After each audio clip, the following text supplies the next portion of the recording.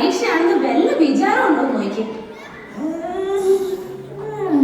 എണീറ്റിരുന്ന് പഠിക്കു കൊച്ചേ. ഇങ്ങനെ ചൂടില്ലാതായാൽ എങ്ങനെയാ? അമ്മേ, ഇന്ന് എന്തുവാ കഴിക്കാൻ? പുട്ടും കടലയും ഉണ്ടാക്കി വെച്ചിട്ടുണ്ട്, എടുത്ത് കഴിച്ചോളം രണ്ടാളും. അയ്യേ, പുട്ടോ? എനിക്കെങ്ങും വേണ്ട.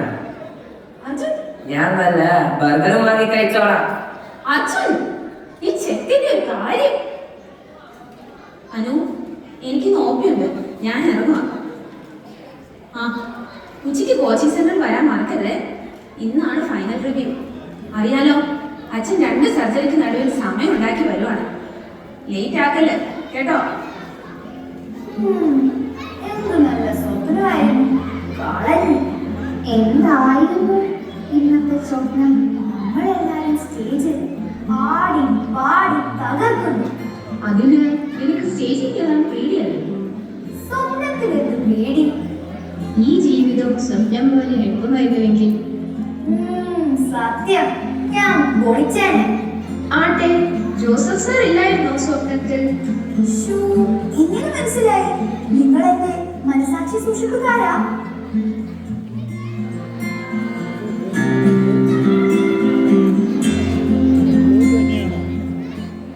സോറി മാം, ഉദ്ദേശിച്ച സമയത്ത് സർജറി തീർക്കാൻ പറ്റിയില്ല. It's okay. അപ്പൊ ഡോക്ടർ, ഞാൻ പറഞ്ഞു വന്നത്, മെഡിക്കൽ എൻട്രൻസ് എക്സാമിൽ ടോപ്പേഴ്സിനെ മാത്രം സൃഷ്ടിക്കുന്ന ഒരു പ്രസ്ഥാനമാണ് ഞങ്ങളുടേത്. ഇവിടെ ചേർന്നപ്പോൾ അനന്യ ആ പട്ടികയിൽ ഉണ്ടായിരുന്നതുമാണ്. എന്നാൽ കഴിഞ്ഞൊരു 3-4 മാസമായിട്ട് അനന്യയുടെ സ്കോഴ്സിൽ കാര്യമായ പുരോഗതിയില്ല. ഇനി ഒരാഴ്ചയുള്ളൂ നീറ്റിന്. ഫ്രാങ്ക്ലി സ്പീക്കിംഗ്, ഞങ്ങളൊന്നും തൃപ്തരല്ല. ഇനിയിപ്പോ എന്താ ചെയ്യേണ്ടത് മാം? നിങ്ങൾ നിർബന്ധിക്കുവാണ് എക്സാം കഴിയുന്നവരെ ഡെയിലി സ്പെഷ്യൽ ക്ലാസ് എടുക്കാം. എങ്കിൽ കൗണ്ടറിൽ പോയി ഫീസ് അടച്ചോളൂ. അനന്യ, ഈ ഇൻസ്റ്റിറ്റ്യൂഷന് ഒരു റെപ്യൂട്ടേഷൻ ഉണ്ട്. അത് നിലനിർത്തേണ്ട ചുമതല ഇപ്പോ കുട്ടിയുടേതും കൂടെയാണ് കേട്ടോ. അച്ഛാ, എനിക്ക് സ്പെഷ്യൽ ക്ലാസ് ഒന്നും വേണ്ട, ഞാൻ തന്നെ പഠിച്ചോളാം. അനു, ഞങ്ങൾ 2 പേർക്കും ആശുപത്രിയിലും മറ്റു മെഡിക്കൽ അസോസിയേഷൻസിലും 4 പേരുടെ മുഖത്ത് നോക്കാനുള്ളതാണ്. അതുകൊണ്ട് കൂടുതൽ ചോദ്യം പറച്ചിലൊന്നും വേണ്ട. സ്പെഷ്യൽ ക്ലാസ് എങ്കിൽ special class. Just get your scores up, be amongst big toppers and save our face. അമ്മേ. ഹലോ, ആ എന്താ സിസ്റ്റർ? അയ്യോ ശരി, ഒരു ഗ്ലാസ് മോഫിൻ കൊടുക്കും, ഞാൻ ദാ വരുന്നു.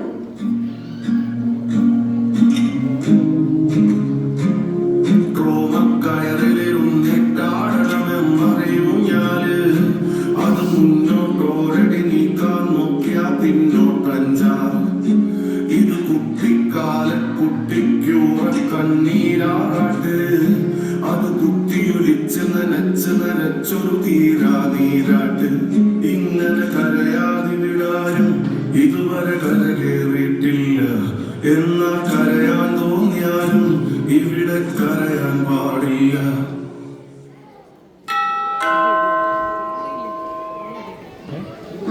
നാത്തൂനായിരുന്നോ? ചേട്ടനില്ലേ? ഇല്ല, ഒരു മെഡിക്കൽ കോൺഫറൻസ് ഉണ്ടായിരുന്നു, അതിന് പോയി. ഈശ്വര, നീറ്റിന്റെ തലേന്നാണോ മെഡിക്കൽ കോൺഫറൻസിന് പോകുന്നത്? അതിപ്പോ കോൺഫറൻസിന് അറിയില്ലല്ലോ നാളെ നീറ്റാണെന്ന്. അത് കൊള്ളാം. നാളെ പരീക്ഷയാണെന്ന് ഓർക്കുമ്പം തന്നെ എനിക്ക് വീട്ടിൽ ഇരിപ്പ് ഉറക്കുന്നില്ല. അതെ, എങ്ങനെയുണ്ട് പഠിത്തം? ഫസ്റ്റ് റാങ്ക് നമുക്ക് തന്നെയല്ലേ? മോളെവിടെ? അകത്തുണ്ട്. അനുമോളെ, ഇതെന്തുവാ, ഉറങ്ങുവാണോ? ആ, അമ്മായിയോ? ഈ ആഴ്ച മൊത്തം സ്പെഷ്യൽ ക്ലാസ് ആയിരുന്നു, ഒട്ടും ഉറങ്ങിയില്ല. അതുകൊണ്ട് ഒരു പവർ നാപ്പ് എടുത്തതാ. അയ്യോ, അതൊന്നും പറ്റില്ല. മോൾക്ക് ഹോർലിക്സോ ബൂസ്റ്റോ വേണമെങ്കിൽ ഈ അമ്മായി ഉണ്ടാക്കി തരാം. എന്റെ ചിത്തുമോൻ IIT ക്ലിയർ ചെയ്തത് അങ്ങനെയാ. ആ, കുഞ്ഞുകളിയൊന്നും നടക്കില്ല. കേട്ടോ നാത്തുനെ, IIT കയറിയാലും ബോയ്സ് ഹോസ്റ്റലിലല്ലേ താമസം. പിള്ളേരെല്ലാം കൂടെ ചേരുമ്പോൾ അവൻ ഉഴപ്പുമെന്നായിരുന്നു എന്റെ പേടി. പക്ഷെ നമ്മുടെ കുടുംബത്തിന്റെ മാനം അവൻ കാത്തു. ഇത്രയും systematic and hard working student വേറെ ഇല്ല എന്നാ ഡീൻ പറഞ്ഞത്. അപ്പൊ അനുമോളെ, ഇനി എല്ലാ പ്രതീക്ഷയും നിന്നിലാണ്. ഞാൻ പോയി നിനക്ക് ഹോർലിക്സ് കൊണ്ടുവരാം.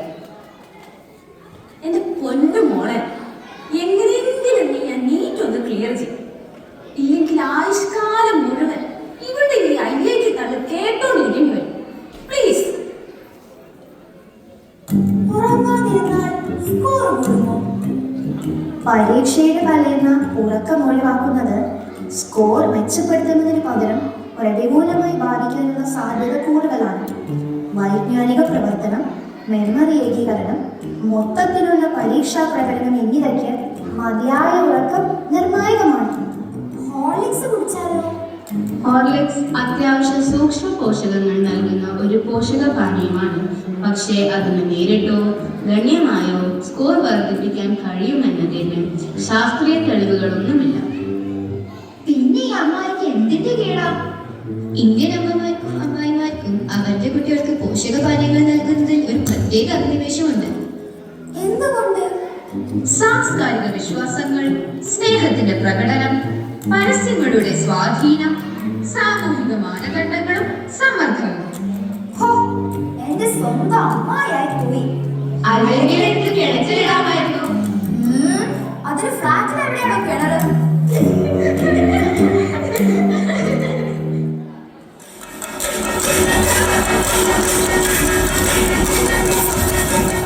നാമെല്ലാം മനുഷ്യ പരമ്പരയിലെ അംഗങ്ങളാണ്. മനുഷ്യ മനസ്സ് വിചാരങ്ങൾ കൊണ്ട് നിറഞ്ഞതാണ്. എഞ്ചിനീയറിംഗ്, മെഡിസിൻ എന്നിവ കുലീനമായ കണ്ടെത്തലുകളാണ്.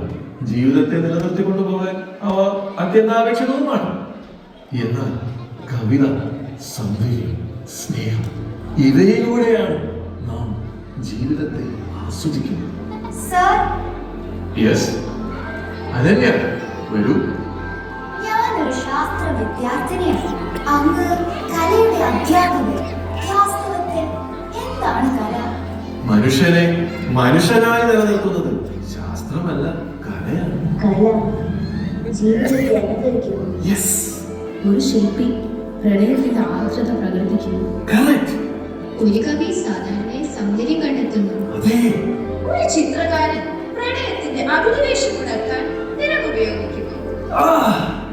കല ജീവിതത്തിലേക്കുള്ള ഒരു കണ്ണാടി. വരൂ, നിങ്ങളെ ഞാൻ എന്റെ തെരുവ് നാടകത്തിലേക്ക് ക്ഷണിക്കുന്നു. അനു, അനു, അനു, അനു, ദിവസമൊന്നും കാണുന്നോ? എനിക്ക് നൈറ്റ് ഡ്യൂട്ടിയാണ്. ആരുമില്ലെന്ന് വെച്ച് ഉറങ്ങി പോവാതെ ഇരുന്ന് പഠിക്കും. എനിക്ക് ഒട്ടും ഫോക്കസ് ചെയ്യാൻ പറ്റുന്നില്ലല്ലോ. ഞാൻ ശാരീരികമായ മാനസികമായ തളർന്നിരിക്കുന്നു. നമുക്ക് ഉയർന്ന ഫലപ്രാപ്തി നൽകുന്ന ബയോളജി തുടങ്ങാം. ഓർമ്മശക്തി മാത്രം ഉപയോഗിച്ചാൽ മതി. വിനോദത്തിന്റെയും പ്രശ്നപരിഹാരത്തിന്റെയും സന്തുലിതാവസ്ഥ വാഗ്ദാനം ചെയ്യുന്ന കെമിസ്ട്രി ആരംഭിക്കാം. ഇത് ഉയർന്ന സ്കോറുകൾക്ക് വിശ്വസനീയമായ ഒരു മേഖലയാണ്. ഫിസിക്സ് വെല്ലുവിളി നിറഞ്ഞതായി തോന്നുമെങ്കിലും പ്രധാന ആശയങ്ങളുടെയും സൂത്രവാക്യങ്ങളുടെയും അവസാന നിമിഷ അവലോകനം മൊത്തത്തിലുള്ള റാങ്ക് ഗണ്യമായി ഉയർത്തും. സമഗ്രവും പരീക്ഷാ സ്വഭാവപരവുമായ വ്യത്യസ്ത ഒരു സമീപനമാണ് എന്റെ നിർദ്ദേശം. ഒരു പ്രത്യേക വിഷയത്തിൽ കൂടുതൽ ശ്രദ്ധ കേന്ദ്രീകരിക്കേണ്ട ആവശ്യമില്ല. മൊത്തത്തിലുള്ള തന്ത്രം, മാനസിക ക്ഷേമം, പരീക്ഷാ സിമുലേഷൻ എന്നതാണ് മുൻഗണന. നിങ്ങൾ ശരിക്കും എന്റെ അഭ്യുദയകാംക്ഷികൾ തന്നെയാണോ?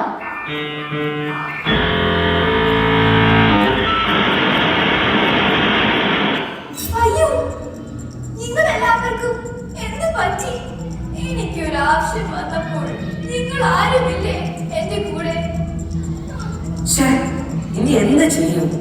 അർജുൻ, അർജുൻ, എന്നെ ഒന്ന് സഹായിക്കാമോ? എന്റെ സുഹൃത്തുക്കളെല്ലാം കൊഴിഞ്ഞു വീണു. സുഹൃത്തുക്കളോ? ഏത് സുഹൃത്തുക്കൾ? അതിന് എനിക്ക് ഒരു സുഹൃത്തെങ്കിലും ഉണ്ട്. അതുപോലെയാണോ എന്റെ കാര്യം?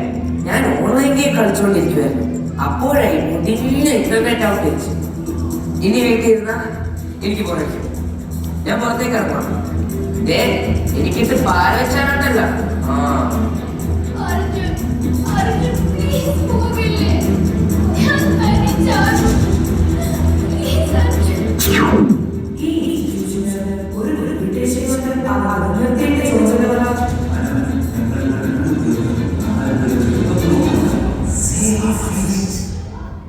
നമ്മുടെ കുടുംബത്തിന്റെ ഇനി എല്ലാം പരീക്ഷയിലാണ്.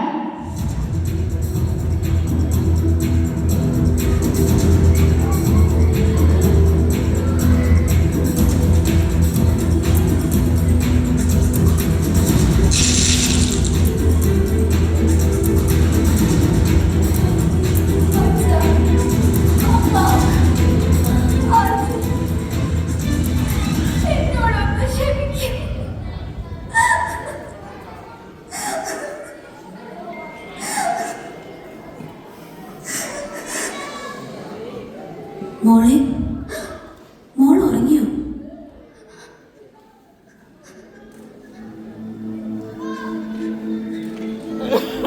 എനിക്ക് ആശുപത്രിയിൽ ഇരുന്നിട്ട് ഒരു ശ്രദ്ധയും കിട്ടുന്നില്ല. പെട്ടെന്ന് എൻ്റെ എൻട്രൻസ് എക്സാമിൻ്റെ തലേന്ന് ഓർമ്മ വന്നു. അന്ന് ഞാൻ അനുഭവിച്ച ടെൻഷൻ ഉണ്ടല്ലോ, ആലോചിക്കാനേ വയ്യ. അത് വെച്ച് നോക്കുമ്പോൾ എൻ്റെ മോളൊരു ചുണക്കുട്ടിയാണല്ലോ.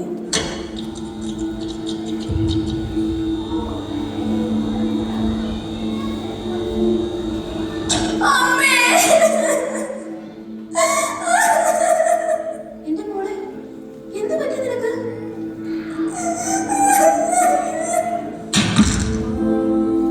ഇതെന്താ സ്ലീപ്പിംഗ് പിൽസോ? അയ്യോ എന്റെ മോളെ, എന്തിനാ നീ? ഞാൻ വിചാരിച്ചു ഞാൻ തന്നിച്ചായിരുന്നു, പഠിക്കാനും പറ്റുന്നില്ല. നിങ്ങളെല്ലാം നിരാശപ്പെടുത്തിയതിൽ എന്നോട് ക്ഷമിക്കൂ. നീയല്ല, ഞങ്ങളാ നിന്നെ നിരാശപ്പെടുത്തിയത് മോളെ. വിദ്യാഭ്യാസം എന്നത് അറിവ് സമ്പാദിക്കാനുള്ള ഒരു ഉപായമായിരിക്കണം, അല്ലാതെ സമ്മർദ്ദം ചെലുത്താനുള്ള മാധ്യമമായിരിക്കരുത്. ജീവിതത്തിൽ ഇത്രയും അനുഭവങ്ങളും പരിജ്ഞാനമുള്ള ഞങ്ങൾക്കിതറിയില്ലെങ്കിൽ പിന്നെ എന്താ കാര്യം? ഞങ്ങളോട് ക്ഷമിക്കും മോളെ.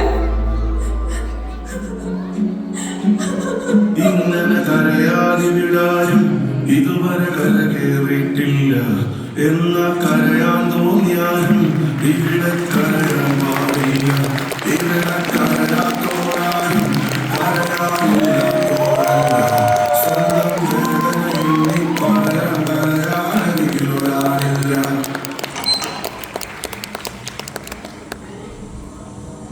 ഗുഡ് മോർണിംഗ് അനന്യ, ഉണരൂ.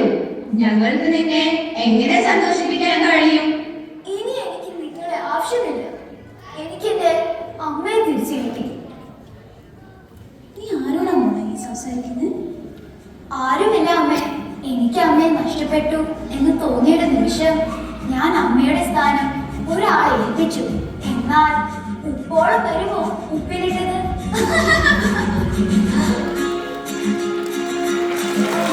Not all great bonds are visible. Not all connections are real.